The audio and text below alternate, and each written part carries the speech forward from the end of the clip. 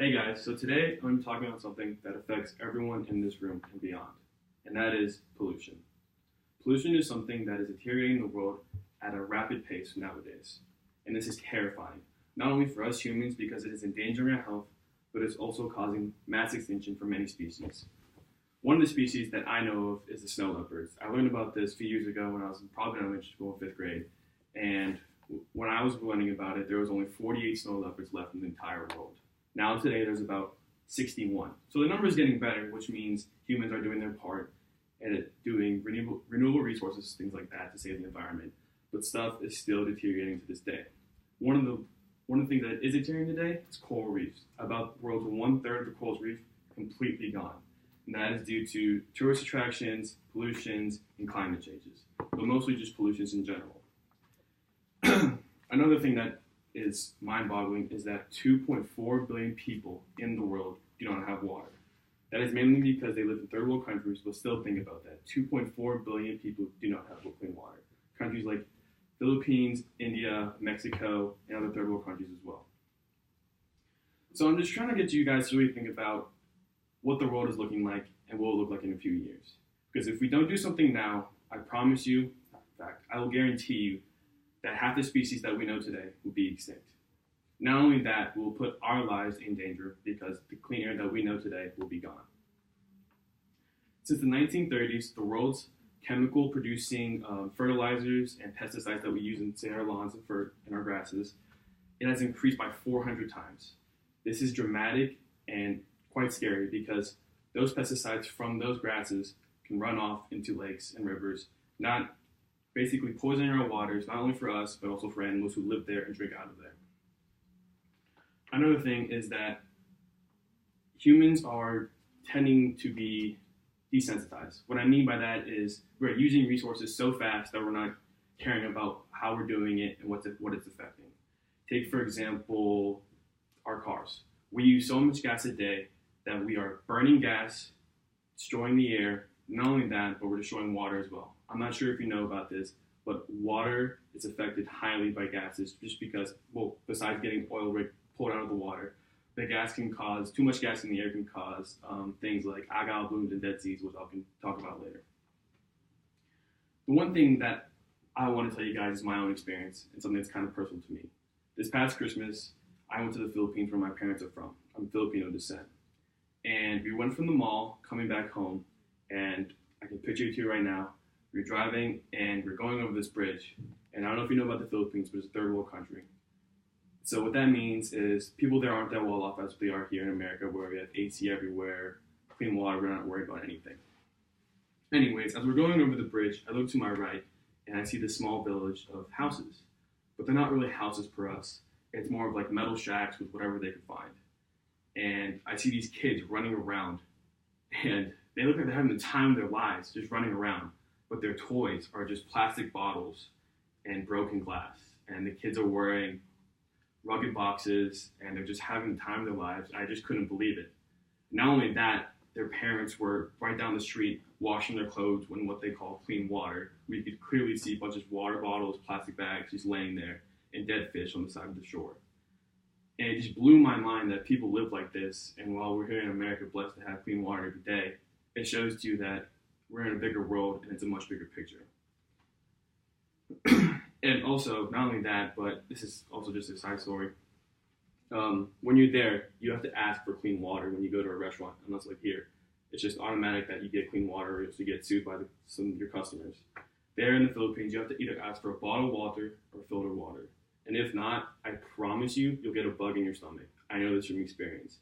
I drank water, did not ask if it was filtered. I was young, I didn't care. So I was like, you know what, I'll tough up. 3 to 4 days, I was in my bed with controllable stomach viruses, basically, to paint a picture, and it was awful. But people there are just accustomed to it, and they drink it anyways, no matter what the causes could be. That was just kind of eye-opening for me, and that's why I want to talk to you guys about this stuff. Since 1990, countries Indonesia, Amazon, and Central Africa have been affected by deforestation. Indonesia especially has lost 50% of its rainforest, Amazon 30%, and Central Africa, 14%. Amazon is huge for America because, or sorry, not America, for the world because it creates 20% of our oxygen in the world today.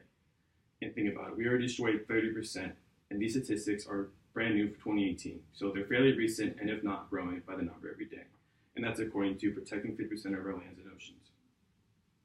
Not only that, but we've discovered that Earth has lost, this is crazy, has lost 60% of the world's vertebrates, meaning stuff like bugs, your everyday animals, maybe a snow leopard per se, polar bears are on the rise of extinction as well. And not only that, but 80% of freshwater populations are also gone as well, which is just crazy to think about.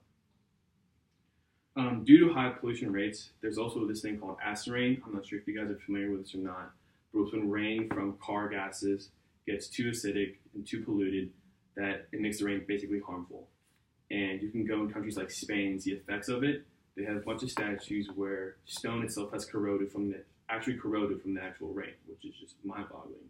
And then other countries around the world, I believe in Europe, have been affected by algal blooms, which is based off, again, runoff from fertilizers and pesticides that form up in the water and they kill whatever's in there. And they call it algal blooms or the Red Sea.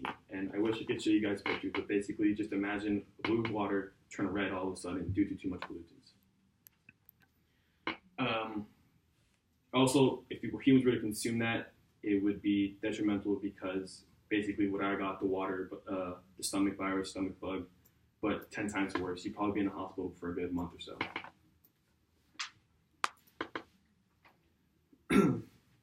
So what I think we should do as a society on a larger scale is just get our governments involved. Governments are where things actually happen. I can talk here all day about it and preach to you guys what we could do, what we should do, all this stuff, but I physically can't make anything happen. It has to go to Congress, go whatever government it is. They have to pass laws for stricter laws against cars being used every day. Some idea was using cars certain days or carpooling more often, or even investing in more like Tesla, the new electric cars today. I know they're quite expensive, but if we just put our money into the right places, we can invest in things that will make things cheaper for people, but also better for the environment. Also, our littering laws here are kind of lenient. You get either like sort of big fine, but some countries in the world today, like the Philippines, for example, you guys can get into jail for about 2 years if you get a really unhappy judge. So I just think that's something that we should look into more nowadays and just focus more on. But something that we could do is like us here in this room or yourself, is you can just get involved in your own community. I know here at UNF we have this club called the CKI Club.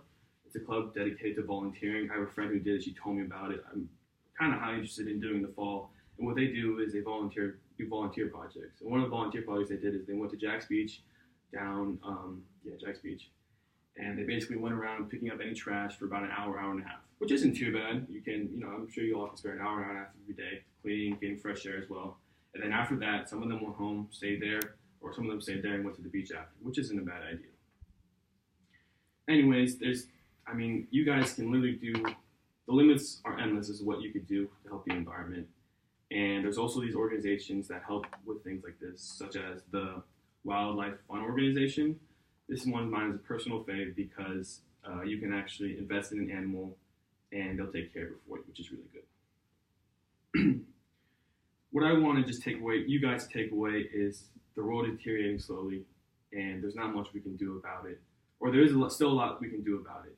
And I believe in the next 12 years, if we don't do anything in the next 12 years, we won't have any more time left. Basically, what we've done to the world now can be undone.